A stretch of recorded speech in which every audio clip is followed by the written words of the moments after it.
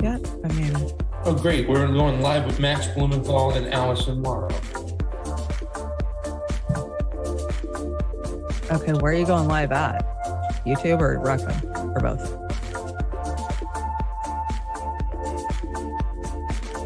I don't see us on either.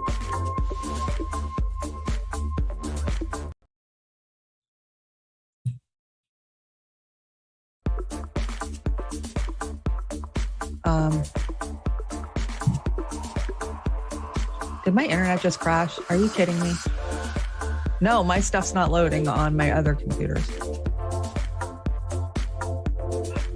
Oh, there we are.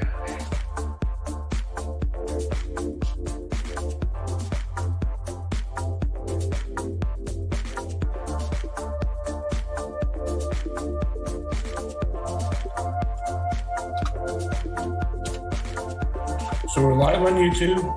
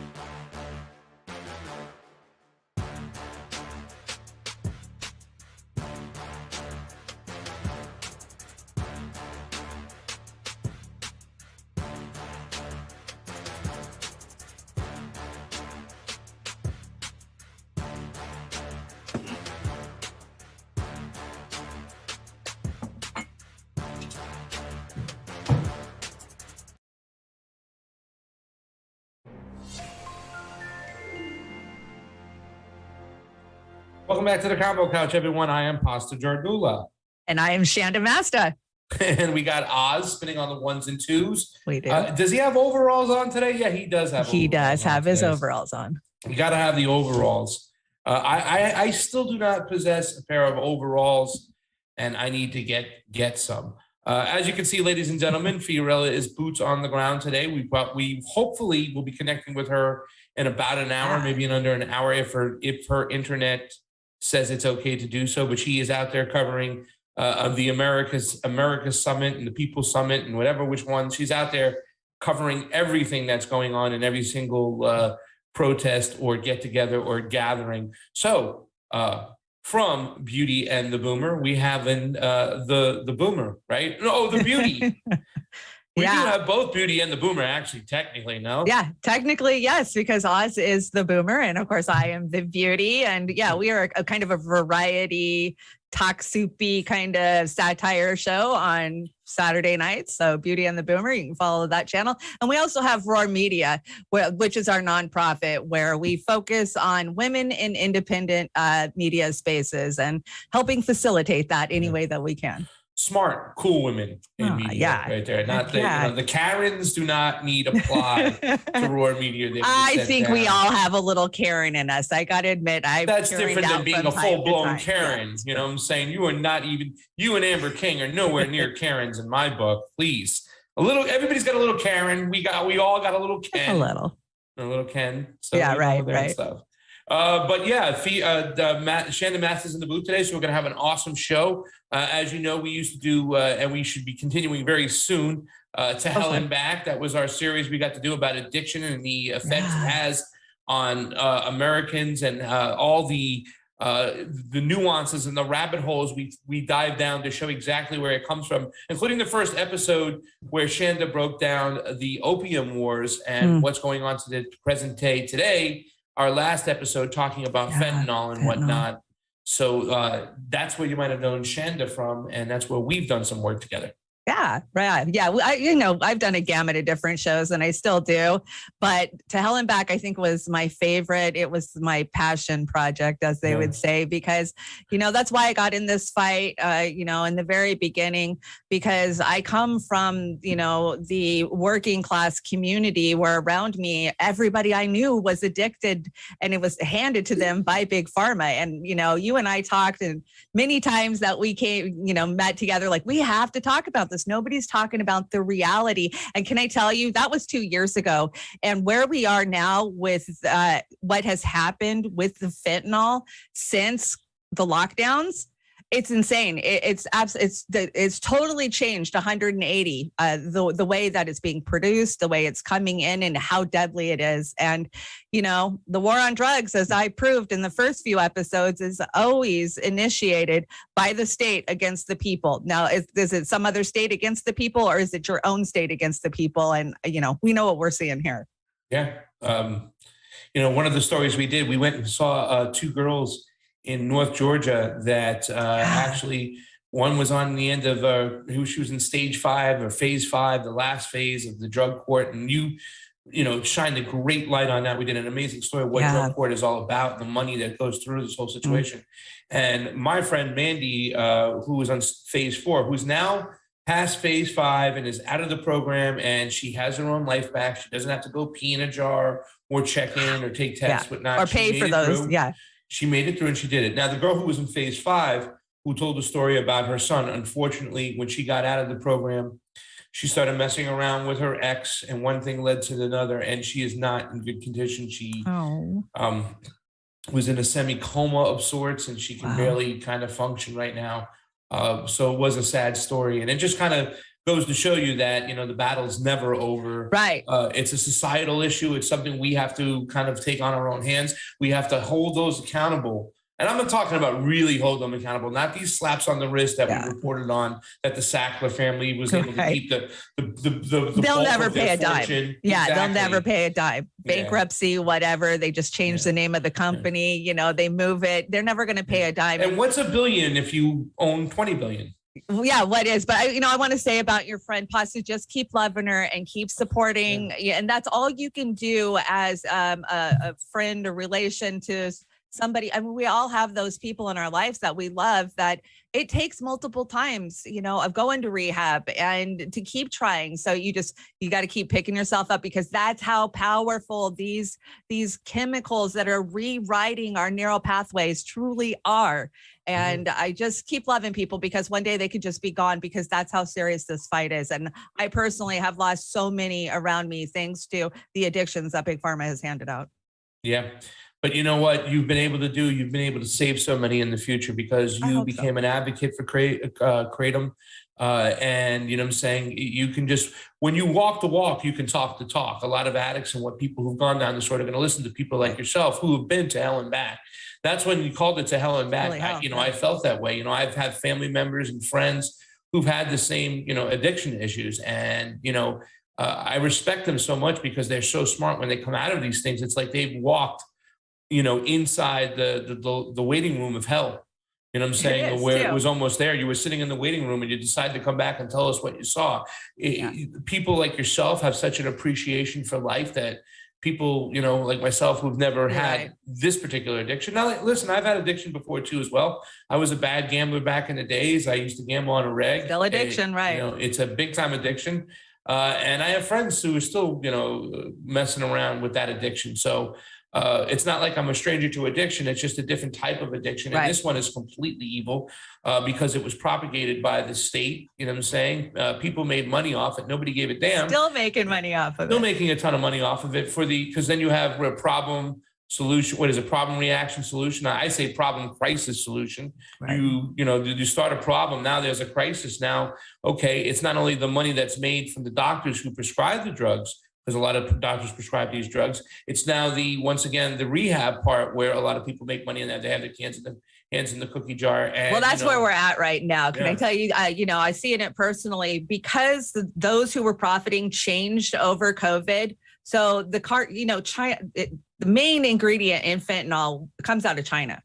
So China was seriously profiting before, but now the cartels have got into it, because they're dropping that off of the coast in the Gulf of Mexico. The cartels go pick it up, they bring it in, they, format it, they press the pills. Literally 48 hours from the time that the ingredients are dropped in the Gulf of Mexico till it is on its way up the I-5 corridor.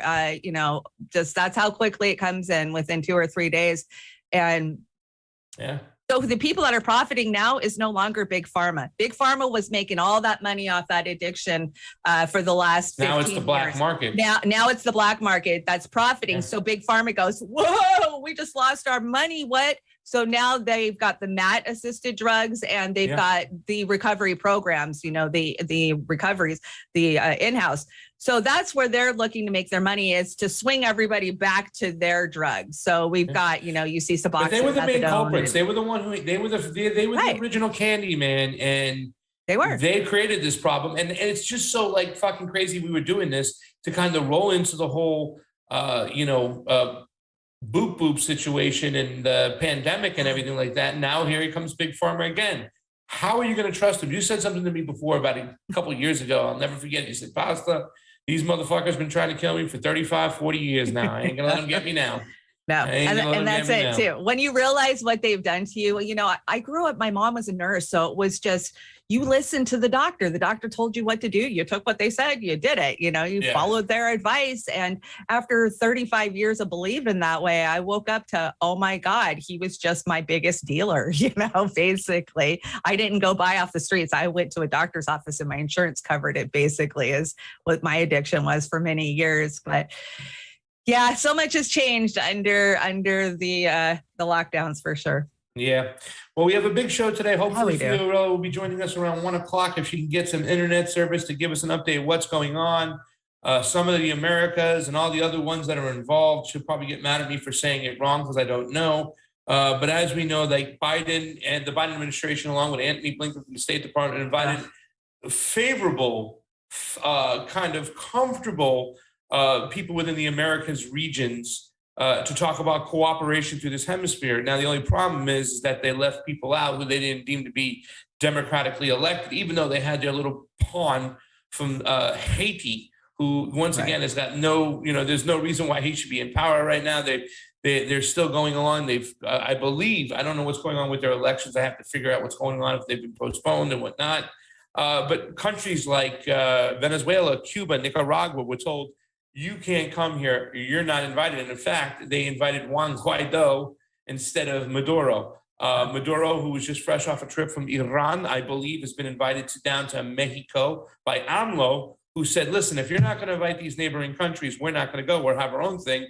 So in Mexico and Tijuana, where we will probably be on Saturday, which is tomorrow, we will probably be down there, and we will witness Mexico, Bolivia, Nicaragua, Venezuela, and Cuba come together for a summit of their own to kind of protest the one that Anthony Blinken and the State Department are throwing in LA. So hopefully we'll get Fiorella on the ground, but we have to talk about January 6th, excuse me. Ugh. Okay, mic check. There we go. I think Fosta's got it. Yeah, if you say we have to talk about it, we'll talk about it. We had to watch the primetime crap last night, right? Can you hear me? Gain up. Better? I'm sorry. I'm in a room that's echoing. I'm on a wall right here. This is not, we have to echo proof this room. I'm sorry. And I should probably get the better mic in here, and I'll do that. But I'll kind of talk a little bit lower and closer to the mic. So we have to talk about January 6th, because there's a couple reasons why we need to talk about it now. I know there are people who are frustrated with it, and they don't want to see the dog and pony show and the circus that's there, and giving it any type of energy is kind of bad, because this is bullshit. However, they're using this whole situation to, number one, come try to take our guns eventually. Remember, there wasn't weapons found on the spot, take away mostly our civil liberties, protect themselves even further, and kind of create a narrative which is so divisive, which is pitting people against each other. So let's just jump right into it, because I have notes. I have everything going. Me too. We're going to kind of follow it along. You brought a video section, slide number 6. Okay, so let's start off with that. This was pre-showtime last night. So I was out there doing my research and watching what all the mainstream was saying, building up to it. And I just had to bring this to show you guys what ABC News was prepping the people to hear.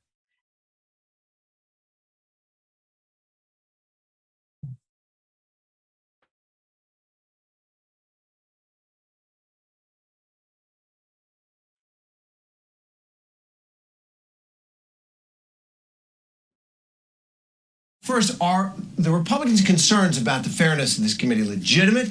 And what does it do to what this committee is designed to accomplish? Well, the committee is bipartisan because Liz Cheney and Adam Kinzinger are very conservative Republicans. They just happen to also believe in the rule of law and the Constitution. And I work at Baker Donaldson now, the law firm of Howard Baker. So yes, I certainly do mourn for the days when these kind of events were bipartisan, but I think you're going to see very bipartisan witnesses. Somebody like Judge Ludig, who is a revered conservative constitutional scholar, is going to come before the committee. He was the lawyer who advised Mike Pence that he couldn't do what the president was asking him to, and not certifying the election. And he's somebody who even Donald Trump was considering for the Supreme Court, and that, Federalist Society always revered. So he certainly is going to be somebody who can say, yes, this committee is legitimate. He wouldn't be appearing before it if he didn't think it was. Of course, already the Supreme Court has required Trump to turn over documents to this committee. So, the idea that this is anything other than legitimate it's sad to hear Republicans saying that. It's the kind of thing that during the Clinton administration, when I worked on the impeachment and investigations there, you'd hear Democrats like Henry Waxman try and change the subject and say things like this. So they have nothing to really attack the facts. But we're going to see what Trump and his allies were doing, and it was inciting violence and trying to stop the count, while you had many conservatives like Bill Barr, like Pat Cipollone in the White House counsel's office, like people in the president's family who were saying, stop, you have to do this. And then during those 3 hours when he did nothing, remember, Trump Jr. and many other Trump supporters were saying he's got to do more. So the president, Donald Trump's, former president's dereliction of duty will be in very high relief. And I understand why some Republicans don't like to face that, but they need to face it now rather than continue to allow him to drag the party. Wow. Continue to drag the party down. Do you have anything to say? Because I got a few things. Go ahead, because I watched this last night. This is the same type of tactic they keep using all the time. Yeah. And this is something that I experienced too as well after the election. There's a lot of conservatives who like to go, look, see this leftist over here? He even thinks the elections were kind of like suspicious and stuff. They love to highlight anybody. And, you know, a lot of the things, if they would kind of listen to me, there'd be a few things that we would seriously disagree upon on what they were fishing for when it came to the elections. Same thing over here. These are like Lincoln-esque Republicans. These are people who are part of the establishment. And the establishment is one team, the Democrat and Republican the corporate together, team. The corporate team, we know about it. These are Lincoln-esque type of Republicans. So of course they're going to find some Republicans that are going to be anti-Trump. But the fact that they have an R next to their name still doesn't mean that they're not biased when it comes to the situation, especially when they fear that Donald Trump is a threat to their grand old party, the establishment party they want to keep. They left off Republicans who are not playing with their game, like the Matt Gaetz and other people who wanted to be part of this whole situation, Jim Jordan. They purposely left them out. So this is not a bipartisan convention or whatever the fuck you want to call it. Hearings, these are not bipartisan. This is a witch hunt of sort. And they laid it out throughout the whole night about what they're exactly trying to do. Yeah, you know, okay, so just a few of my notes from last night. Remember, Trump's bad, because that's really what this is. You know, they know they're about to lose everything, the Democrats do. So they got to get out there and try to get ahead of this, because, you know, they got to slow it down a little bit and remind people. But, you know, my whole take on this bread and circus theater is, because that's what this is, to go prime time once a week for the next month. They're trying to drag this out. You know, it felt like last night felt like a trial where the plaintiff gets to say whatever they want, and then there's nothing said by the defendant. That's the way it felt to me. It was like a trial jury, you know, a trial by American jury, and you only get one side of evidence. Well, that's unfortunate for them. Only the people who really are part of their team are going to get that, because outside of that, you had people like Marjorie Taylor Greene speaking out. And whether you like Marjorie Taylor Greene or not, whether you like the Federalists or not, they made an article and they bring up some interesting points. And when it comes to gun violence now, the first thing I ask is, how is the FBI involved? Same thing should happen when an insurrection's involved. Well, how is the FBI involved? Somebody made a skit out there. We put it on the morning show. It was hysterical, where it was like I saw that, where it's like a meeting of like, you know, Trumpers and whatnot. And all of a sudden it's like, FBI, you're under arrest. And the other guy's like, wait, FBI, you're under arrest. And like everybody, before you know it, everybody's pulling their mustaches off and they're all FBI, you know, and it's just like one guy in the room and you got 10 feds. That's something that was never asked. That was something that was never pushed upon. That's what a bipartisan commission would have done, and would have blown this thing right off its ass. Because, you know, coming from a guy, and, you know, you've been out to a lot of events. I've been out to a lot of events. I've been out to many Black Lives Matter marches or Trump freedom rallies, whatnot. And I was there on January 6th. And yeah, people got out of line, but the majority of the people there were family people who just thought that they were robbed in the elections, and the 99% of them stayed back. They didn't go there. Up by the Capitol, it seemed kind of fishy. You know, we were smelling it when we were there. It's like, I think they wanted it to be a bigger atrocity, and they didn't get the actual results they wanted to, but they had a lot of feds plugged in there, it seemed, trying to push this narrative, and everything stunk from the fact that there was less security than a rally we had, which we had less than 50 people. If it's us, oh my gosh, there are cops surrounding us. We can't move. I mean, absolutely. And, you know, Oz and I actually reported that day. You guys we were getting your live streams moved as soon as you guys were getting them up. We were in studio, and I kept saying, why are they letting them in? They're just like, oh my gosh, if that was us, they would have made us eat pavement already. And they were like, come this way. We all saw the videos.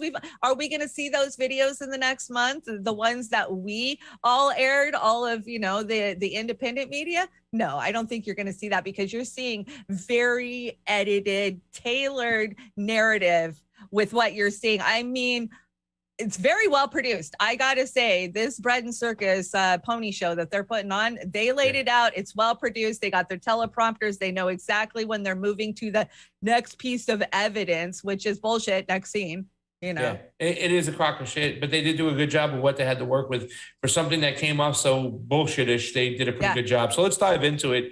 Let's walk you through the whole process, what we saw last night. I took the time out of my life. I'd rather next time watch it again, put needles in my eyes and stuff. Like, I was described as a masochist. I watched it on the January 6th committee, insurrection committee, their YouTube channel. So I watched it on that. How many were watching? About 12,000. Okay, so I was on the Washington Post, because that's the only feed that I could actually find. And I found another local station out of like Tennessee, and I ended up actually watching that. But can I tell you, there was only 57K watching towards the very end on the Washington Post. And, I just covered the Johnny Depp case for the last 6 weeks. The live streams over there, and we're talking multiple live streams of 200K plus in multiple places. From what I saw last night, people weren't that tuned in. No.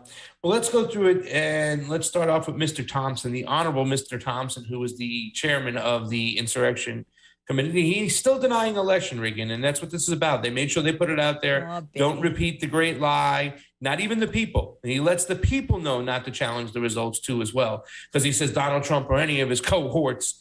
But his main message was clear, that Trump shouldn't be able to run again. Him or anybody else tied to January 6th should never run for the position of what they called public trust. Let's take a look at the Honorable Mr. Thompson with these words, and he just comes right out and say it. And this is what it's all about. They don't want Donald Trump to run again. Yep. That same oath that all members of Congress take upon taking office, and afterwards every 2 years if they are reelected. We swore an oath to defend the Constitution against all enemies, foreign and domestic. The words of the current oath taken by all of us that nearly every United States government employee takes have their roots in the Civil War. Throughout our history, the United States has fought against foreign enemies to preserve our democracy, electoral system, and country. When the United States Capitol was stormed and burned in 1814, foreign enemies were responsible. Afterward, in 1862, when American citizens had taken up arms against this country, Congress adopted a new oath to help make sure no person who had supported the rebellion could hold a position of public trust. Public trust. Therefore, congresspersons and United States federal government employees were required for the first time to swear an oath to defend the Constitution against all enemies, foreign and domestic. And you can see that was the term they're using. No person should be able to run for a position of public trust. And don't get me wrong, Shanda, I know you watch this too as well. We can tell our audience, you probably were very aware of the very strong racial ties he brought into it early, because he wanted to make it clear that the people who threw this insurrection, who were part of this insurrection, were white supremacists. And if you disagree with it, you are being a sympathetic person for white supremacy. And that's how they frame it. That's the divisive tactic they use. Did you have anything to say about the whole public trust and the plan to make sure that certain people can't run again simply because they can't like them? Remember now, they tried to throw Marjorie Taylor Greene off the ballot because they didn't like her. They did. I mean, really, because and this is crazy tactics right now when you say we don't even want to allow this person the opportunity to run. Yeah. He described them as the worst from the far right. Was that how he described them in the beginning of that, the worst of the far right, the worst of the far right. And, yet again, it comes back down to Trump bad. We can't let this man run again. But to me, that just screams their fear. The Dems are 100% hypocrisy all the freaking time. So not shocking that they say one thing and do another, but I just see desperation in this. And I think most Americans do. I think where you stand on January 6th. Everybody does. I mean, if you haven't by now, you weren't paying attention. I think everybody has their stance on what they think happened in that election or even in the 2016 elections. So I don't think that these little pony shows, bread and circus, and that's another thing, this just goes to the decline of our empire, guys. We are spiraling down and they're just trying to keep us busy. And even the Johnny Depp trial was bread and circuses. They're just trying to keep us preoccupied and make sure that we'll keep paying that $7, a gallon gas prices. That's the final fleecing. That's the final fleecing. That's grabbing the shit off the wall. And we've been screaming that for years, all of us, that, it's just going to get worse. It's coming. It's coming. And that's where we're at. They got the TVs, the VCRs, the DVD players. They got all the toys within the house. They're running out and they're grabbing the remaining shit off the walls to make sure that the empire will leave nothing but a skeleton behind. They don't care. One of the persons who threw Trump under the bus big time yesterday was Bill Barr. And this just kind of blew my mind because Bill Barr was out there during the election time talking about the actual processes and frameworks about this election before it was when some of us were out there going, hey, dude, mass mail-out balloting from mail-ins are going to be a disaster. I was screaming about the bipartisan group between James Baker and Jimmy Carter for years when they said they came together, Republicans and Democrats, and said, mail-in is the area that's most ripe for fraud. Well, it is. He went on, all these other channels, said all that shit. And now yesterday, look at this. And I think Steve described it perfectly. This is Olympic style level of throwing somebody under the bus. Yeah, it is. Watch. I said gold. He said, bronze. But when he says this horse shit, it's like, holy cow. Right. Bill Barr, ladies and gentlemen.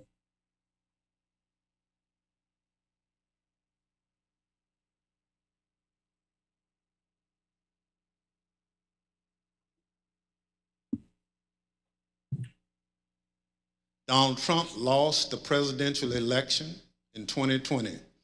The American... That the same one we just did? Yeah, he did. That is it.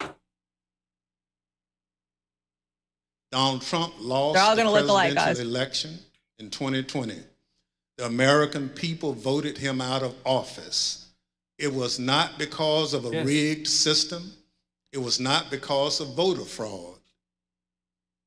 Don't believe me? Hear what his former attorney general had to say about it. I warn those who watching that this contains strong language. Oh. No, just what I've been through. I had 3 discussions with the president that I can recall.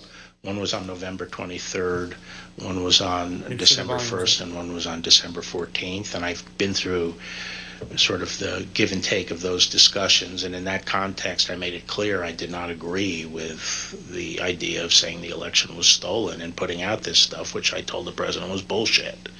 And, I didn't want to be a part of it. And that's one of the reasons that went into me deciding to leave when I did. I observed, I think it was on December 1st, that, how can you can't live in a world where the incumbent administration stays in power based on its view, unsupported by specific evidence, that there was fraud in the election. Specific. Bill Barr, on Election Day 2020, he was the Attorney General of the United States, the top law enforcement official in the country. Yeah. He's now also the top friggin' weasel in the country. I mean, the specific you hit on, Shanda, when he goes without specific evidence, it's just ridiculous. Specific, yeah.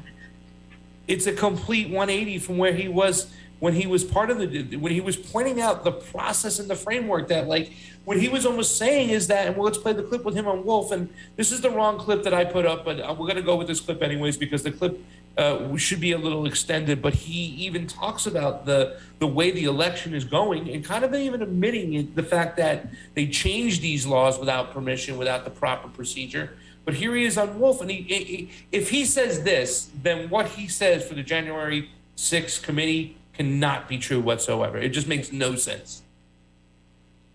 This is what he said. So let them send it in, the email, the voting by mail, and let them go vote the ballot. Let them send in the ballot, and then let them go vote. And if the system is as good as they say it is, then obviously they won't be able to vote.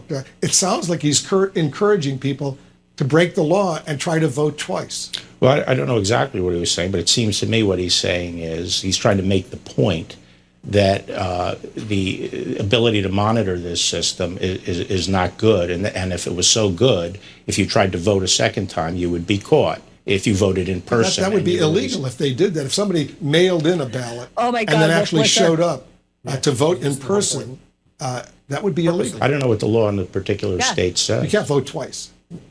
Well, I don't know what the law in the particular state says and when that vote becomes final. Is there any state that says you can vote twice? Well, there's some, maybe that you can change your vote up to a particular time. I don't know what the law is, so I'm not going to offer. He was saying test the system. If you know what he's saying, why are you asking me what he's saying? He doesn't believe in the mail-in voting. You're the Attorney General of the United States. Why don't you?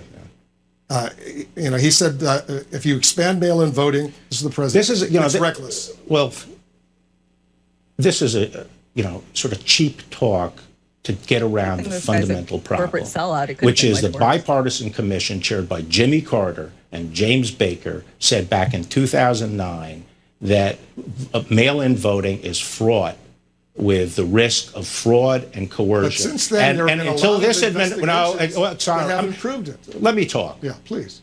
And since that time, there have been in the newspapers, in networks, academic studies saying it is open to fraud and coercion.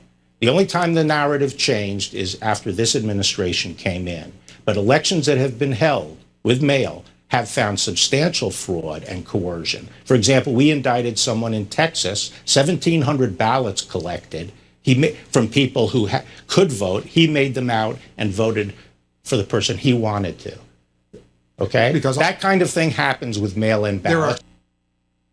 It happens with mail-in ballots. You're sitting there saying it was almost that you can't have a system that's fair, and then you go turn around and you say the exact opposite, specific information. And we understand, Shanda, that they're putting this out there disingenuous, not talking about the point, saying that would be illegal. When he's trying to say is that the system is so messed up that it's from state to state with different laws that a person could get away with actually mailing in a ballot and then going to vote, and probably nothing will be done with it because the system is that flawed.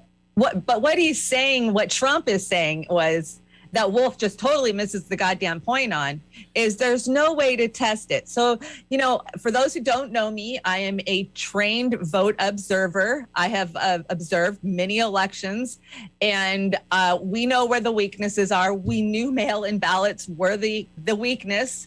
As a Democrat, we've harvested and we've used that to our advantage. If it's within the law, you do it.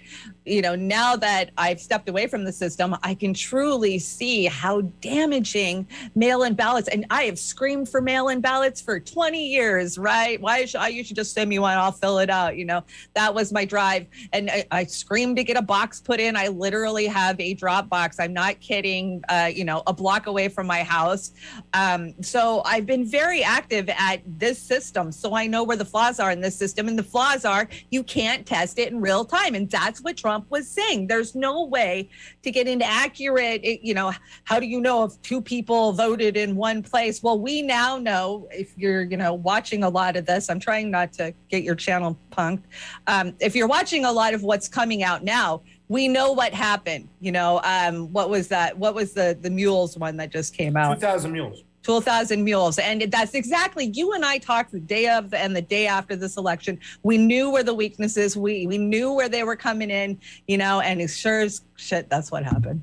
Yeah, I mean, the thing is, too, is they get you playing games whack-a-mole, right? Like, so now they have concentrated boxes in their areas. So now if you have to have a box, you want to have a box by your neighborhood so you have the opportunity. But that shouldn't even be the push. It's like he's talking about Dinesh D'Souza, very scary tactic of putting a camera on every single box. That's just nuts. Now you're setting up the fourth industrial revolution. The only solution is to eliminate the boxes whatsoever. Because here's the thing: say you catch somebody who's stuffing the ballot boxes. Now you can't go in and identify which ballots he dropped. So you got to eliminate everybody else's ballot. So no. The only way to do this is to eliminate ballot boxes altogether. I agree. To eliminate mail-in ballots up to a point where it's only for people who is necessary. Handicapped, the do request one, And in South and Central America, you got to show up even still. You can cut the lines and all that stuff to have people help you. But the system is way out of control. Bill Barr knew that. He saw states changing their laws. Their secretaries of states were doing it. And it's got to be the state legislature that does that. You can't go and change these laws. And they use COVID to do all these things. At the end of that thing, he goes, Wolf says, well, there's never been recorded incidences of national statewide frauds of mail-in. He goes, we've never had a system like this about to come, where we shotgun ballots out to everybody on the roll when we know those rolls are not And it's accurate. still like that, right? They haven't rolled back any of Nothing. that. All our elections that we just had, the ones in LA, nothing's changed. It's the same thing. We witnessed these. It's like a factory where these things are coming into. They run through a machine. They're not even checked by humans. The humans can look at the flags. But and where did all these ballots come from? Oh, you're just assuming. You don't even know who makes the ballots. You don't even look at the contract. Right. If my name is Alex Padilla and I sign this company K&H, they work for me. So whatever leftover ballots they got, I want them. And with ballot harvesting, I can just hand them to a goon and they can legally walk them in. It's the system is so beyond flawed. It's ridiculous. But that's what this is all about. And that's why they want to make sure nobody questions the elections anymore. Nobody even thinks about showing up for a protest at a place that's not wanted. They hand it off to goon Liz Cheney next. So Liz Cheney takes on over. Now she's setting the scene for what's to be expected in the next several weeks. Liz Cheney portrays a scene of Trump ignoring his staff, the ones that told him there was no election fraud, and then he orchestrated the attack on the Capitol on January 6th. One Trump official even said, Mr. President, there's no there. Right. There's no there, Second hearing, you will see that Donald Trump and his advisors knew that he had in fact lost the election. But despite this, President Trump engaged in a massive effort to spread false and fraudulent information to convince huge portions of the U.S. population that fraud had stolen the election from him. This was not true. Jason Miller was a senior Trump campaign spokesman. In this clip, Miller describes a call between the Trump campaign's internal data expert and President Trump a few days after the 2020 election. I was in the Oval Office, and at some point in the conversation, Matt Oskowski, who is the lead data person, was brought on, and I remember he delivered to the president pretty blunt terms that he was going to lose. And that was based, Mr. Miller, on Matt and the data team's assessment of the sort of county by county, state by state results as reported? Correct. Alex Cannon was one of President Trump's campaign lawyers. He previously worked for the Trump Organization. One of his responsibilities was to assess allegations of election fraud in November 2020. Here is one sample of his testimony discussing what he told White House Chief of Staff Mark Meadows.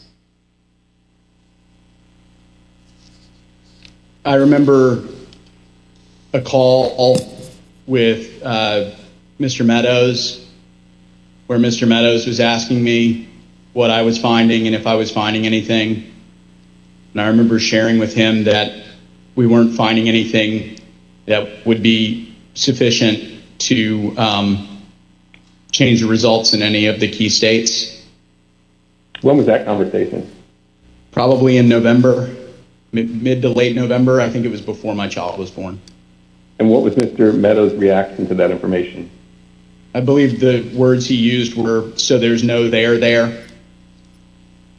There's no there there. There's no there there. No there there. No there there. No there there. I mean, and here's the thing. It's such a disingenuous argument because the system is set up that you can't find anything. Right. Because they've eliminated all the chain of custody, all the tracking, everything. Yeah. Once that ballot goes into a machine, forget about it. It's like to try to track it back to where it came from now with the way the system is in play. That's by design. And that's why it takes forever to go vote in person, is because they want to make sure they pigeonhole you into participating and supporting mail-in ballots to make it easier for you because Americans are fucking lazy. Want it now, and it's easier to do it this way. You know, they did it the right way, Pasta, and I'm very, very concerned because as much as we think they need to be just pounded into the ground with losses, now that they've got the system tuned the way they've got it right now, they got control. That's it. And it really is going to affect the grassroots people, the people that we knew, we supported, all those people. Some of them might not be on their side ideologically because they still want to think that they can go into the Democratic Party and change it from the inside. They're sniffing glue. And some of them are just, virtue signaling, progressive, whiny assholes that deserve to stay there. And it really is a shame because it's across the board. I mean, we've seen how terrible these people have done in these last elections. Why? Well, number one, you're not going to do anything if you don't stretch out and reach across the other side of the aisle and other independents who are conservative leaning. They're everywhere. You just have to do that. You have to talk to other people. But number two, the elections are so much under control, especially when it comes to the primaries, when there's no conservative eyes, there's no opposing eyes. Nothing. Now you've allowed a system. It's crazy. In Colombia, where we just came from, the left over there is pushing for more identification of processes and stuff. They wanted a biometrics as well as the idea. Now, I saw that. That's creepy great. with the biometric system, but just to show you, they understand that if you don't have a verification system and an identification system when you're checking people in, and you eliminate that completely and you go to a mail-in ballot situation, you're going to get cheated. The powers that are in control will cheat you and control the situation the whole way. You have to have a situation when it comes to voting where people show up at their designated polling spot with their ID and then vote there. And then it has to be counted there as well. These are the things we need to get to. We need to get back to the basics. But I mean, I was a big proponent for the caucuses because I saw firsthand how when a grassroots candidate fires up the people will turn out in person for that candidate. Yeah. We saw it over and over with Sanders in 2016. I mean, even my little local elementary school, 1,000 people showed up, middle of the day to stand around for 8 hours because our local Democrats didn't have it figured out, and I saw that. So, and we got to talk. I got to talk to my neighbors. I got to meet my neighbors. Okay, what issues are affecting you? What issues are affecting you? This is what I'm fighting for. Yeah. It was, and yes, they completely done away with that. I mean, most of the caucuses have been done away with for primaries. I know even in Washington State, you went from caucus to mail-in. I mean, you guys just completely. Yeah. And the whole thing is, you have so many people in Washington, Shanda. They go, and you had to declare who you were, a Democrat or a Republican, on the outside of your envelope. So your name,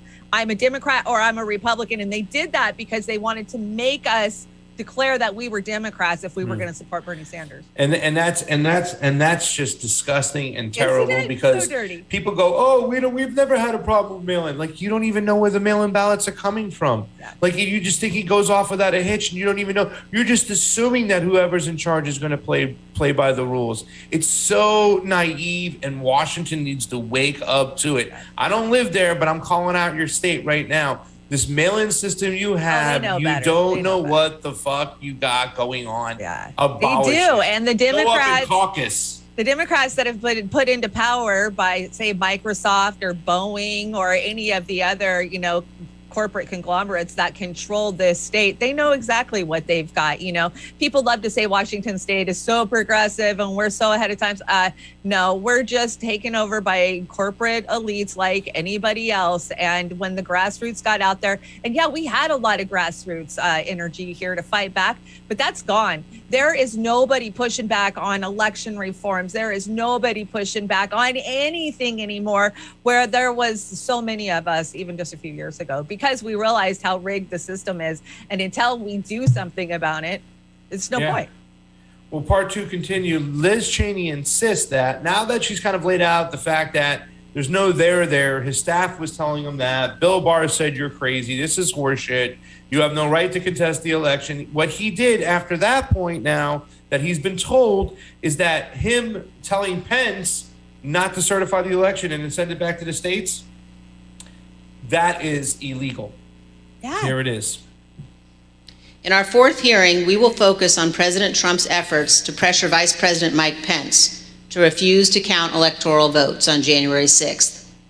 Vice President Pence has spoken publicly about this.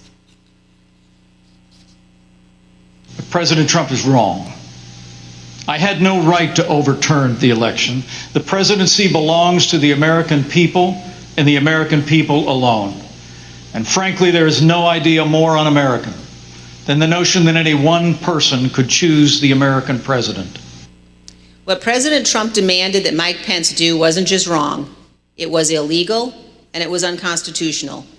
You will hear this in great detail from the Vice President's former general counsel. Witnesses in these hearings will explain how the former Vice President and his staff informed President Trump over and over again that what he was pressuring Mike Pence to do was illegal. As you will hear, President Trump engaged in a relentless effort to pressure Pence, both in private and in public.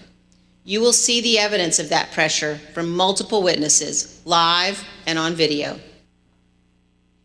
So that's the fourth and final hearing. They're going to go into that even a little bit more deeply, Shanda. It seems like that's going to be their main hook, line, and sinker, the fact to try to get him to where he will not be able to run for office again.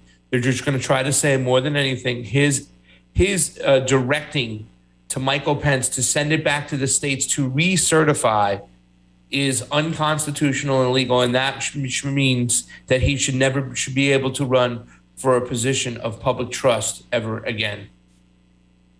Do you remember the Democrats talking the same way when Trump got elected and they were handing over the power? Do you remember this? I do, because I knew the elector that we sent down to our state capitol to actually cast the votes when Trump won. You know, there was so much talk from the Democrats inside. They were organizing. They were trying to figure out how to do exactly what, you know, was said here too. The same exact, you know. Yeah, they were trying to do like an underground coup of stuff. Like we can have somebody go and object to giving him, like, you know, the proper electoral votes. The final part of just Liz Cheney, she also, you know, she mentions many tweets that we'll be able to show too as well. But she literally takes Steve Bannon's comment and tries to submit this as evidence. You got to watch this. His podcast, like, right? It's like, this is the Trump ally who said, "Oh, hell's going to break loose." And here we are. Really, they're really trying to use this as evidence. This is kangaroo court if I've ever seen it. As you will see in our hearings, the White House was receiving specific reports in the days leading up to January 6th, including during President Trump's Ellipse rally, indicating that elements in the crowd were preparing for violence at the Capitol. And on the evening of January 5th, the president's close advisor, Steve Bannon, said this on his podcast. All hell is going to break loose tomorrow. Just understand this. All hell is going to break loose tomorrow. He could dream, right? Exhibit A. Steve Bannon said that on a show. Yeah, see, from his basement. This isn't a serious hearing, right? Like this is about public perception, and the fact that they would say Steve Bannon even said this. I mean, that is kangaroo. They brought court. Ivanka too. I mean, that was a shot right Ivanka in said Daddy's that, heart, right? Yeah, she said that since Bill Barr said that there was no election fraud, that she believed it. I believed him. I trust him. I respect him. I believe him. And the only reason they brought that was just to hurt Trump. You know that, right? Yeah, that's it. I mean, to hurt his feelings. But then again, Right. they make him look like, once again, they want to make him look totally illegitimate, that he's not paying attention to his advisors, Even his own that daughter. he's ignoring his own daughter. But, I mean, Bill Barr is full of shit, and nobody should listen to them. Nobody should listen to Bill Barr for a long time. Well, That he's a dude's got corporate close snake. ties to Epstein. So let's get into the next part 3 over here. Now that they've laid the groundwork, they want to really kind of screw it more in. So they're setting this up for 3 more different hearings to come following in the next 3 weeks, one beginning on Monday. The committee plays a video citing never seen before footage, highlighting the Proud Boys, and also Trump stating that Pence should do the right thing. So we just took 2 clips from this video. Take a look at this first one. Provide answers to American people about January 6th. It's important that we remember exactly what took place. That this was no tourist visit to the Capitol. Most of the footage we are about to play has never been seen. The Select Committee obtained it as a part of our investigation. This isn't easy to watch. I want to warn everyone that this video includes violence and strong language. Without objection, I include in the record a video presentation of the violence of January 6th. Proud of your boy! Proud of your boy! Proud of your boy!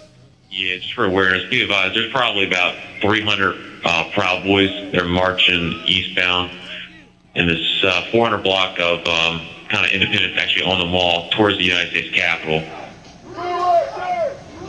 I am not allowed to say what's going to happen today because everyone's just going to have to watch for themselves. But it's going to happen. Something's going to happen. Who's streets? Our streets! Who's streets? Our streets! Who's streets? Our streets!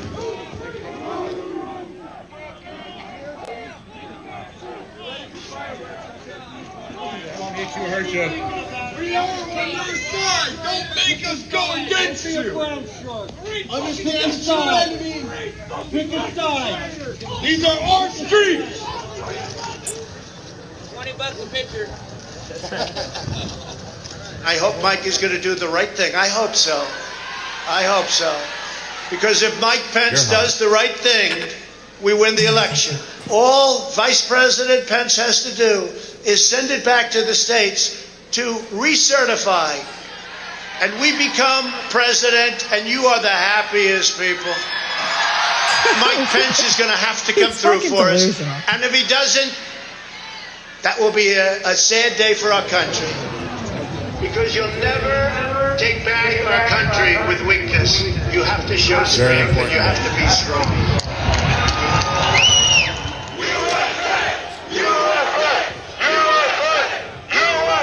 Cruiser 50, it does look like we're going to have an ad hoc march stepping off here.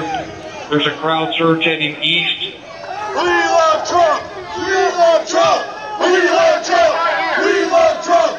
We love Trump! We love Trump! We love Trump! Mike Pence, I hope you're going to stand up for the good of our Constitution and for the good of our country. And if you're not, I'm going to be very disappointed in you. I will tell you right now. So they make sure they keep hitting this point home that Donald Trump is telling Pence to do the right thing in his mind, which is completely illegal, and that's what they're going to harp on, and they're going to try to use that. But the way they kind of blew things out of proportion, Rachel Maddow said on the air last night that the people that were at the ellipse, that we were there, were not the people who breached the Capitol. She admitted to that. In fact, the Capitol had been breached before the people from the ellipse, where Donald Trump gave the speech, even got there. Yeah. Because we were like, yo, shit's going down in the Capitol. They've breached it. And Tracy Beans had tweeted, we haven't even gotten halfway there. It's a 40-minute hike from the ellipse down to the Capitol. So those people weren't even there. Now, that's why they kind of showed that video of somebody kind of playing a loudspeaker or reading some stuff that's going on. But that is something that is not talked about in mainstream media. The people at the ellipse were not the people who were listening to that Donald Trump speech, which is a boring speech. He went through every single state and what had happened electoral wise. And then we were leaving the place he was still speaking, so we were listening. We drove and we arrived at the Capitol, and stuff was starting to go down about 20 minutes after we got there. But we got there almost 20 minutes before he even finished the speech. So it was kind of crazy that they tried to tie the two together. Your favorite politician out there, Shanda, Sandy. She's still been virtue signaling about this whole time, trying to make like her life was in danger.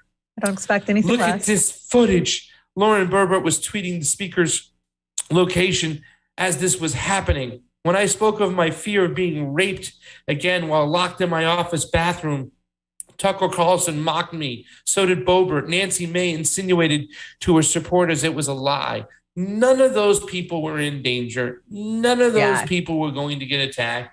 She's been lying about the whole thing, but we just got a little clip. Shanda, listen for the sigh.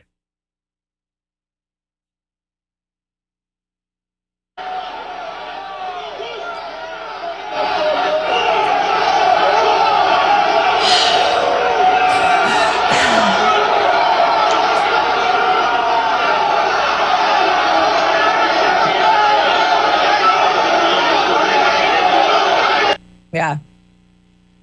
She Sandy. She went into the cabinet and brought out the rape shit. I mean, it just crazy. This virtue signaling at every single fucking level and whatnot. She was never in danger. That was just ridiculous. Wasn't she like buildings away, like 2 blocks away?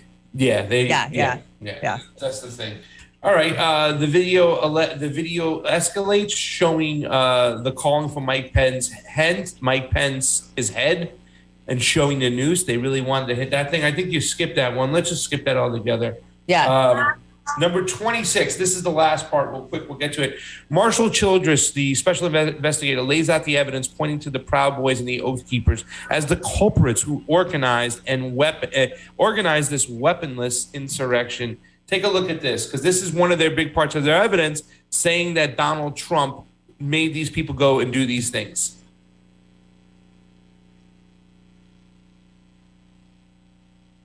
Cool. My name is Marcus Childress, and I'm an investigative counsel for the Select Committee to investigate the January 6th attack on the United States Capitol. What do you want to call them? Give me a name. Give me a white name. Supremacists and white like me to condemn? White supremacists and Proud Boys. Stand back and stand by. After he made this comment, Enrique Terrio, then chairman of the Proud Boys, said on Parler, "Standing by, sir." During our investigation, we learned that this comment during the presidential debate actually led to an increase in membership from the Proud Boys. Would you say that Proud Boys numbers increased after the stand back, stand by comment? Exponentially. I'd say tripled probably, with the potential for a lot more eventually. And did you ever sell any stand back and stand by merchandise? One of the vendors on my page actually beat me to it, but I wish I would have made a stand back, stand by shirt. On December 19th, President Trump tweeted about the January 6th rally and told attendees, "Be there, we'll be wild." So many of the witnesses that we interviewed were inspired by the president's call and came to DC for January 6th. But the extremists, they took it a step further. They viewed this tweet as a call to arms. A day later, the Department of Justice describes how the Proud Boys created a chat called the Ministry of Self-Defense Leadership Chat. In this chat, the Proud Boys established a command structure in anticipation of coming back to DC on January 6th. The Department of Justice describes Mr. Terrio coming into possession of a document called the 1776 Returns, which describes individuals occupying key buildings around the United States Capitol. The Oath Keepers are another group that the committee investigated. You better get your ass to D.C., folks, this Saturday. Yeah, if you don't, there'll be no more Republic. But we're not going to let that happen. It's not even an if. It's either President Trump is encouraged and bolstered and strengthened to do what he must do, or we wind up in a bloody fight. We all know that. The fight's coming. The Oath Keepers began planning to block the peaceful transfer of power shortly after the November 3rd election. And according to the Department of Justice, Stuart Rhodes, the Oath Keepers leader, said to his followers that we were not going to get through this without a civil war. In response to the December 19th, 2020 tweet by President Trump, the Oath Keepers focused on January 6th in Washington, D.C.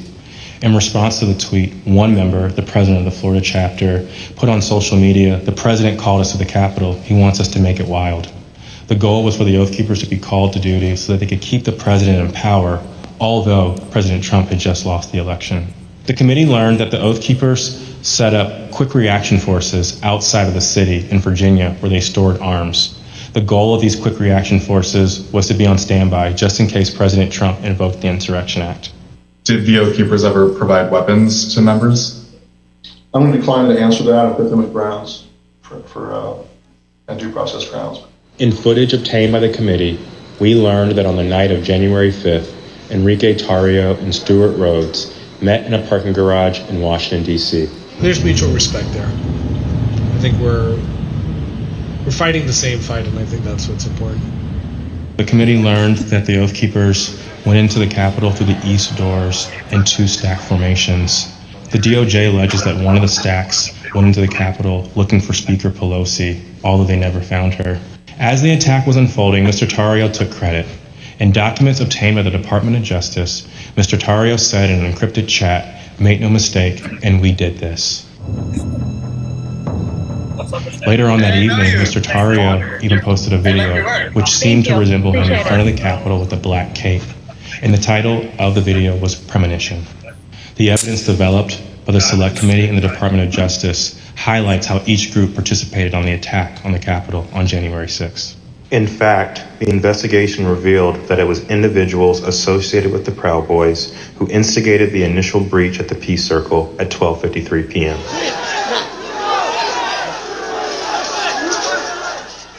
Within 10 minutes, rioters had already filled the Lower West Plaza. By 2 o'clock, rioters had reached the doors on the West and the East Plazas. And by 2:13,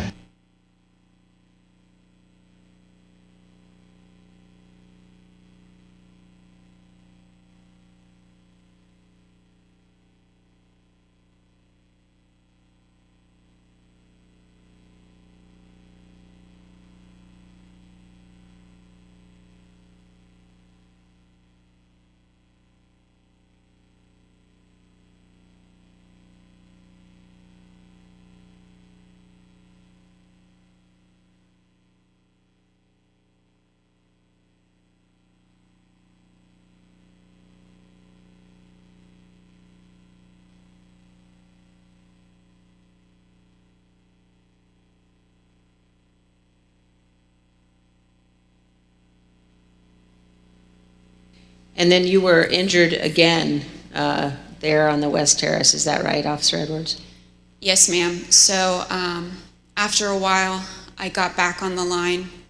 It was on the house side of the Lower West Terrace. And I was holding that line for a while. There weren't many of us over there.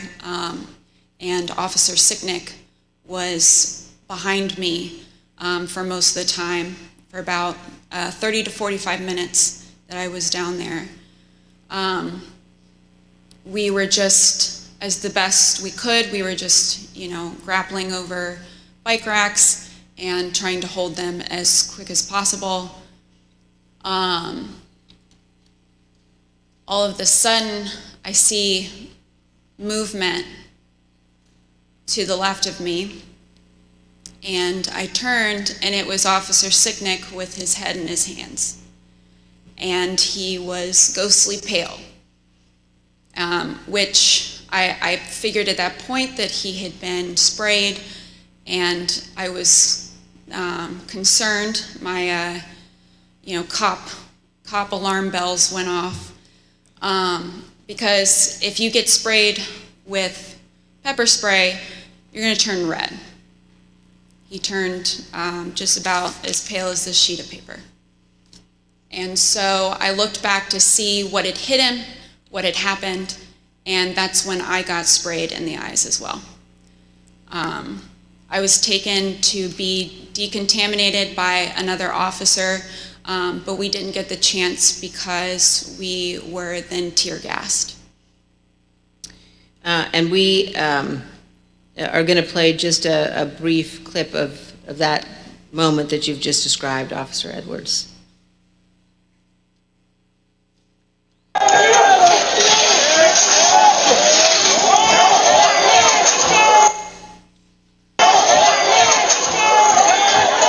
Nazi shit. No.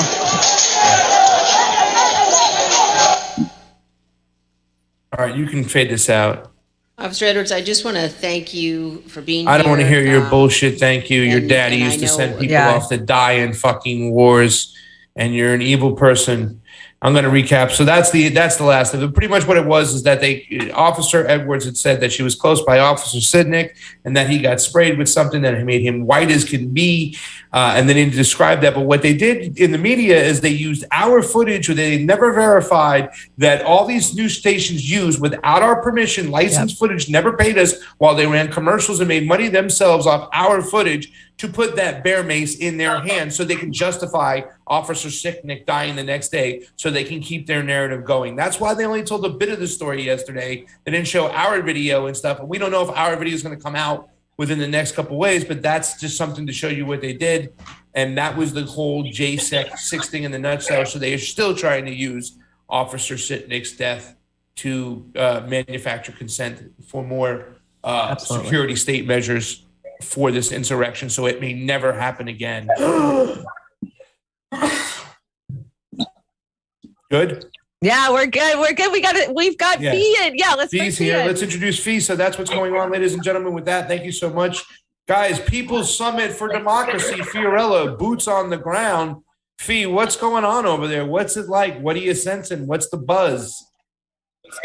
Well, earlier today, we had Julian Assange's family, Gabriel and John Shipton, before the first panel started, gave a few remarks, and that was really awesome because, you know, this is the moment right now where Julian is still facing 175 years in prison for the crime of journalism, for exposing U.S. war crimes. And this whole summit is supposed to be a counter movement to the Biden Democracy Summit down the street at the LA Convention Center. And it will culminate, of course, with a protest today from 5 to 7, where they will march from here to the LA Convention Center in protest of not just its exclusion of Venezuela, Cuba, and Nicaragua, nations that we have, you know, gone over their foreign policy. We know that regime change has been pushed by NATO and the West, but also a protest against the entire Joe Biden administration and everything that they have failed at. Right now, if you look at gas prices here in Los Angeles, they are out of control.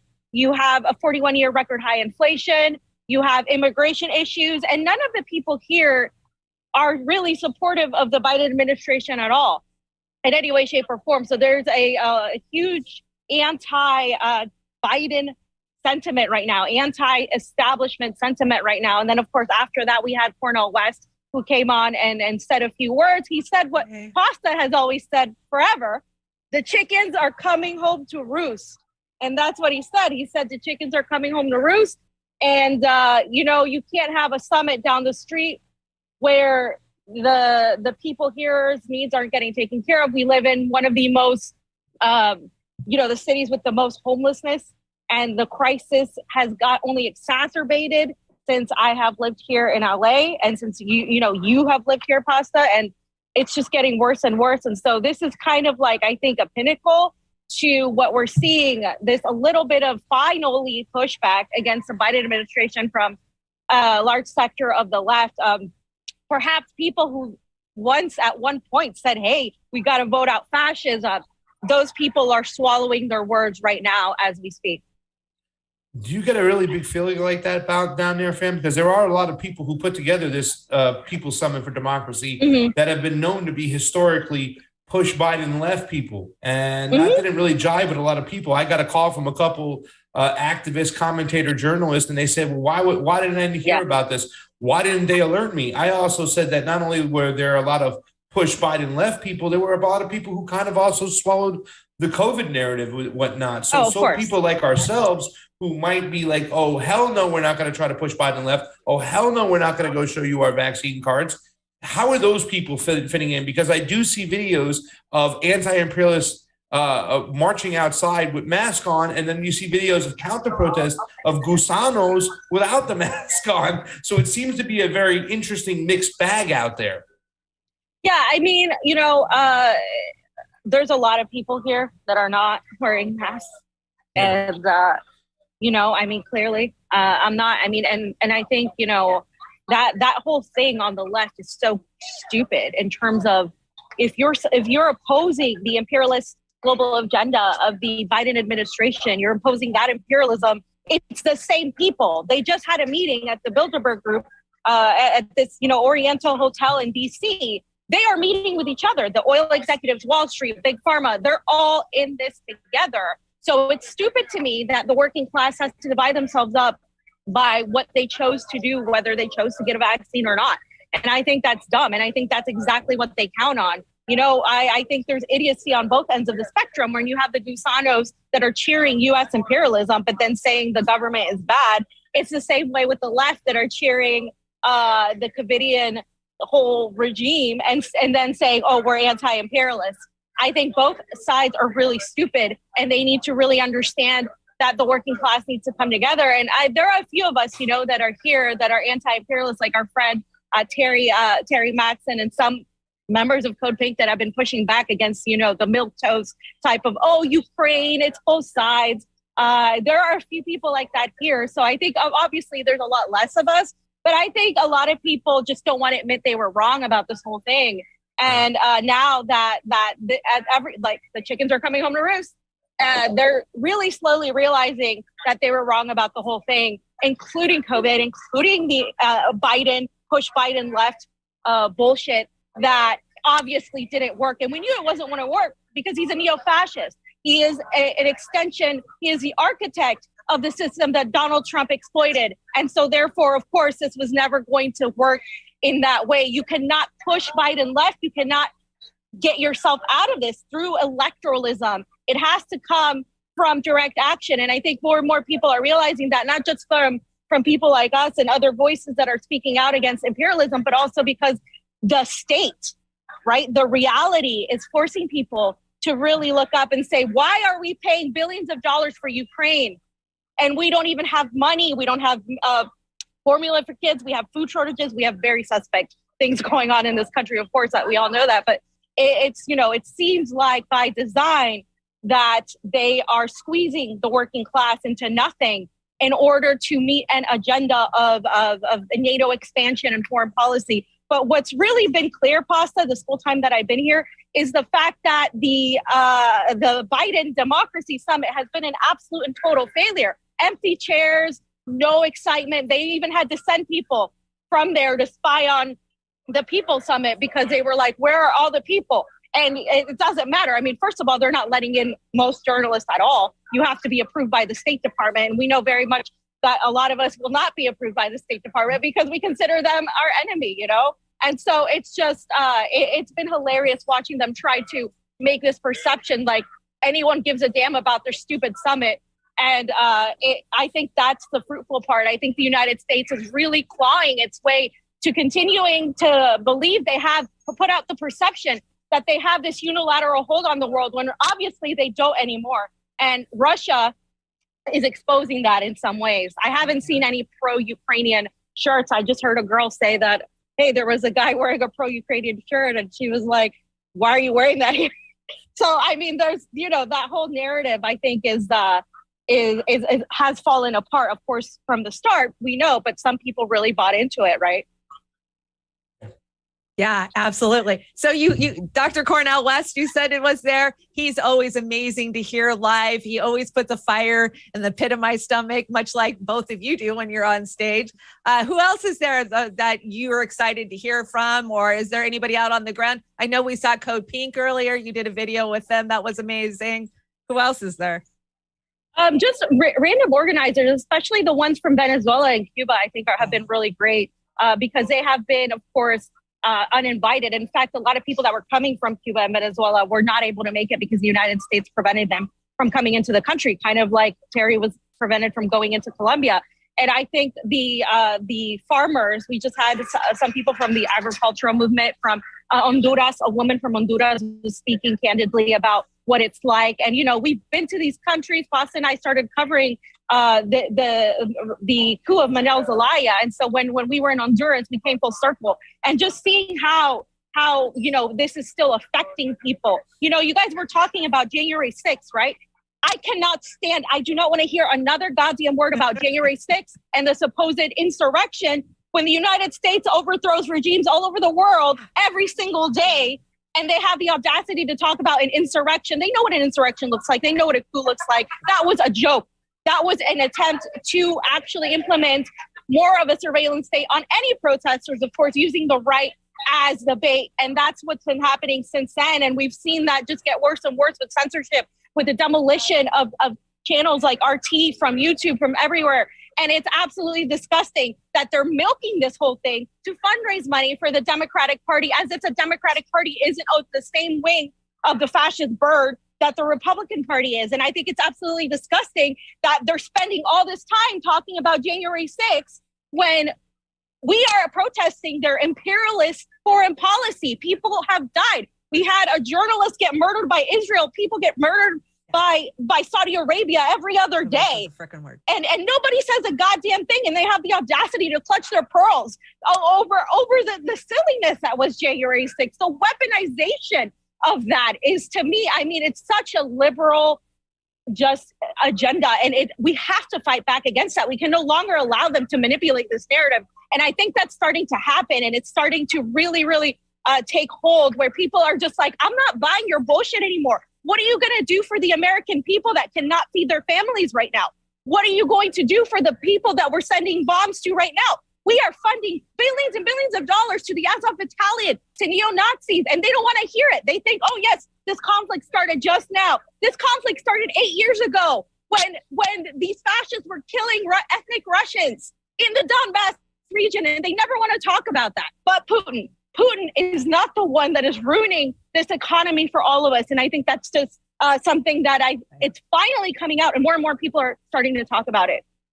Man, we're going to get you out of here, but I do have one last question, because I want to kind of stay on the Putin kind of mentality, because we've met many people who are anti-imperialists and had their head on their shoulders on the right spot. But when it comes to Putin in Russia, we've seen people like Medea Benjamin and people in aspects of Cove Pink who went out there and said, well, Putin's doing is wrong. He shouldn't be invading. But, you know, when you look at the whole situation, like you said, this particular situation didn't just start a couple months ago. We, obviously reported on what happened in 2014 with the puppet government put in place by the West, turning the country upside down, arming neo-Nazis. Where do you get a feeling that a lot of the people that are on the ground with you there at the People's Summit, how they feel about Russia? Have you had those conversations yet? And are we seeing more movement to like, yeah, I'm going to take the Ukraine flag out of my bio and stop representing this bullshit because I was duped, and there's more to the situation than what the mainstream media is telling me? Yeah, I mean, I had the opportunity to ask the question to one of the Code Pink members, Leonardo Flores, who basically I asked him, what is the solution to this? What can we do to stop this impending nuclear conflict? And he said, well, the solution's been on the table. We have to respect the Minsk Accords. There needs to be a sitting down of Putin and understanding what his demands are. Because again, this conflict didn't start yesterday. It didn't start a couple months ago. This conflict started years ago. And of course, NATO has violated their expansion, and they've continued to expand and expand and expand. And they are now trying to surround Russia via Sweden and Finland, which is absolutely ridiculous. And there are people in the State Department and the Pentagon that are willing to blow us all up in order to create the perception that the United States and NATO still have this hold on the entire world. And that's just no longer the case. And more people are talking about that. There's really I haven't seen, that anti-Russia sentiment here. I haven't seen any of that. So I think it's pretty awesome that that's happening. And I have those conversations with a lot of people. I mean, especially journalists here are definitely, covering this in the way that it should be covered, which is, yes, obviously nobody wants war and nobody wants violence, but ultimately, who are the stirrers? Who are the ones pushing this war? We know this is a proxy war on Russia via Ukraine, and they don't care about Ukrainians. They will go and fight till the last Ukrainian, because it's not about Ukrainians and it's not about Americans, and it's about the defense industry. It is about the U.S. maintaining this perception of a giant hold on the rest of the world. And people are sick and tired, especially nations in the global south and the east that are fighting back, that have been victims of U.S. imperialism. They're pushing back, and they're saying, you know what, enough of this Monroe Doctrine. The Monroe Doctrine was a long time ago, and it's time for it to be over.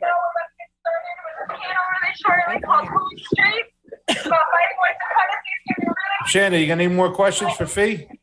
No, I love watching you work. It's so much fun to come out of the chat and actually get to sit here and be with you guys where you're on the ground fired up, and love what you're doing.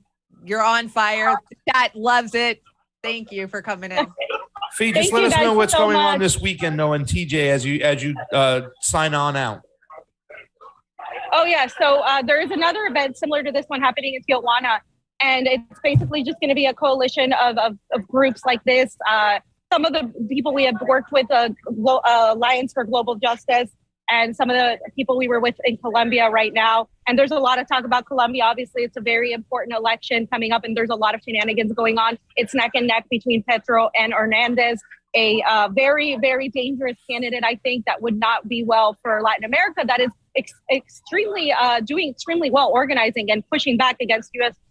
hegemony. And so I'm excited to continue to go there. I'm excited to continue to interview people and talk about these things. And I'm excited to see you, fam, later and get this going as always. And by the way, I do want to, I'm at some point going to be either live or somehow recording the protest that's going to happen, because I think that's going to be pretty big to some degree. Fiorella, I would say stay warm, but it's nice and warm out there. It looks beautiful. Yeah, it does. Oh, yeah, it's hot. Have a great time. I'll see you tomorrow. Okay, bye, guys. Thanks. Bye, fam. Boots on the ground. Fiorella. Boots on the ground. I'm a little jealous, when you see your comrades out there, you're like, I need to be on the ground again. Boots on the ground. We love doing that stuff. She got right out there. And a lot of people were like wondering why they didn't get invitations to the People Summit, why they didn't make aware of it. They didn't crump it up and stuff like that. But there's a reason why. I mean, Fee has always been tied into the anti-imperialist group, so no matter what, they'll reach out to her. But like I said, you're going to go out there. You'll see a lot of people out there who will pretty much be, anti-imperialist, wearing their mask outside. And then you'll see gusanos who will completely standing by American imperialism without a mask on. It's a mixed bag of people. It's very interesting. So when people get tribal, some people get left out. But, it's just good to know people who have their ears on the ground, who are plugged in with many people, like the combo couch is. So very fortunate. So let's get to this next section over here, because this is an interesting one. Shanda, what would you tell me if I told you that I was feeling sad?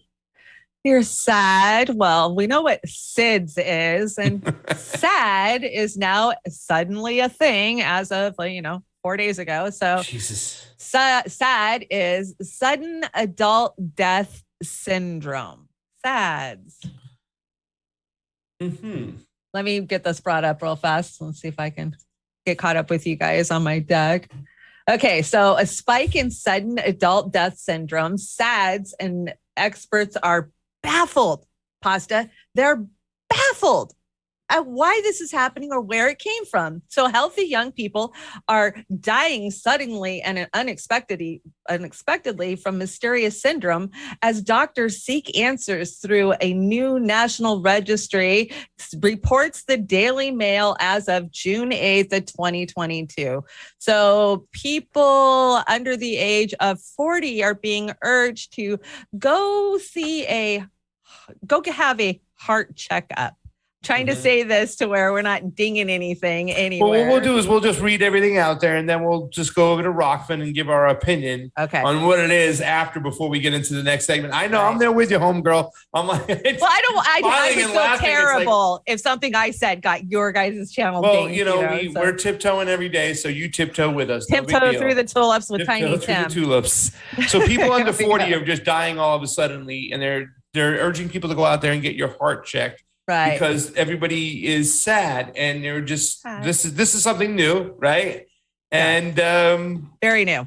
Like, it's an umbrella term. So you were asking me, is it a syndrome? Is it a blah blah blah?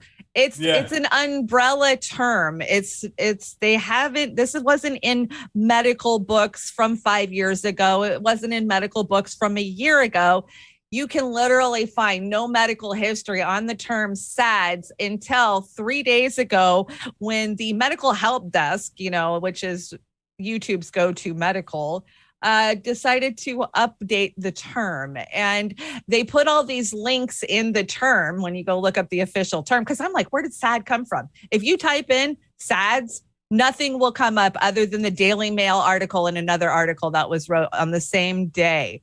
So basically, this is them laying the narrative out there. You want to say them? I don't know. The FDA, whoever you want it to be, right? That's in control of changing definitions, because that's what's happening here. They're creating a definition for something that they created, right? So now it's, you need to have your heart checked because SADS, we don't know where it came from. It just showed up. It's baffling. Problem, reaction, solution. Yep. So I brought a clip from Viva Free. Do you know who Viva Free is? Viva Fry. Viva Fry, Viva Free. Viva Fry. Tomato, tomato. Tomato, tomato. Well, I've heard him say free and I've heard him say fry. So I don't know which one he's awesome. He's a Canadian dude. He did a lot of work during the trucker stuff. He's an attorney. A show. Yeah. He is an attorney. He has a show with Robert Barnes and they have a very successful show. And he is just a very lovable guy. I love his work. I really do. He's one of my favorites. Me too. Yeah. And so he brought this to my attention that, hey, this wasn't even a thing till the day that this article's dropped. The relevance of the article are the numbers presented, which are higher than historical norms for SUD and SADS. Yep. Well, that's what I think is the point of it. So anyway, it's mysterious. Nobody possibly knows. And then when you get into the substance of that article, acutely missing from that piece of journalism is actual journalism. Comparisons to historical averages. Investigations into the causes. Descriptions of contemporaneous events. So, acutely missing from the journalism is journalism. But the headline is a shocking headline. And they're telling young people to go get their hearts checked out?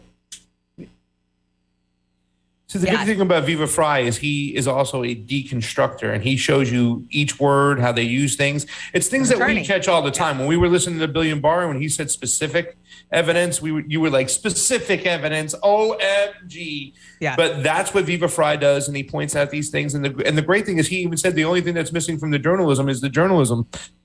Which he was absolutely right. I went and read the article in real time with him. So, you could go...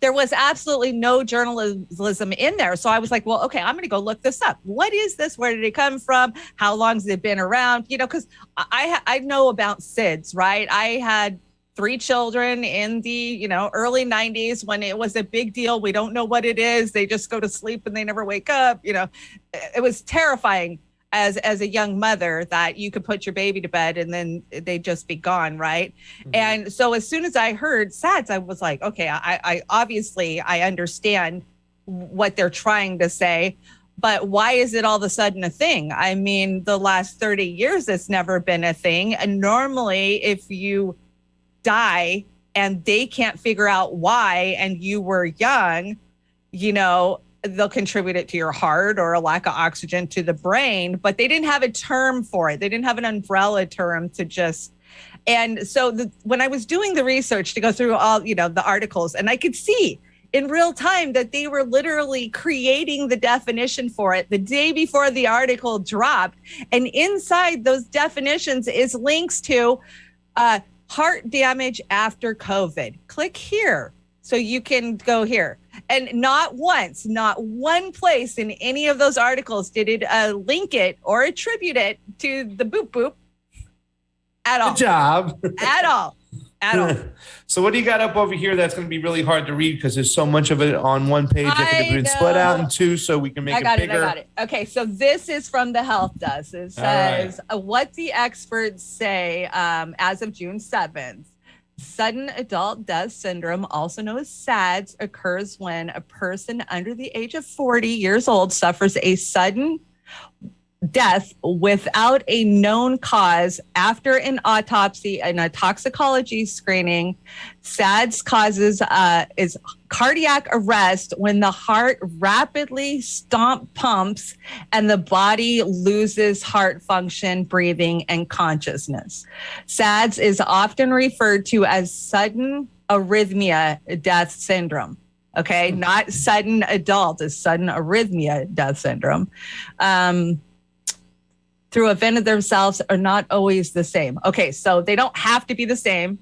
of arrhythmia or a heart attack. They don't have to be the same, but they can be classified as the same. And yeah, you're right. That is terrible to read. It's tiny and I don't have my glasses on. It's okay. It's okay. It's funny because I put up a tweet here from the, did you want to read anything else from this page? No, over here? I mean, we got the gist of what it is. Yeah, exactly. All of a sudden out of the blue. Let's not give our opinions on it, but let's just do this, ladies and gentlemen. We're going to read this last tweet, and then we're going to go on the Rockfin only for the final section, but we're also going to give our opinions about what Shanda has brought to the table today, because there's a point to what she's actually trying to bring up that we really can't talk about over here on YouTube because we know how they are. Excuse me. Nicole Saratek, our good friend of the show, has been on both shows. The frontline doctor, met her at DC, defeat the mandates, whatnot. She got to speak at the Senate hearing for Ron Johnson the next day on what's going on with all the doctors. She says, if you're a doctor and you're buying into the diagnosis of sudden adult death syndrome or SADS, you need to call your alma mater and get a refund on your education.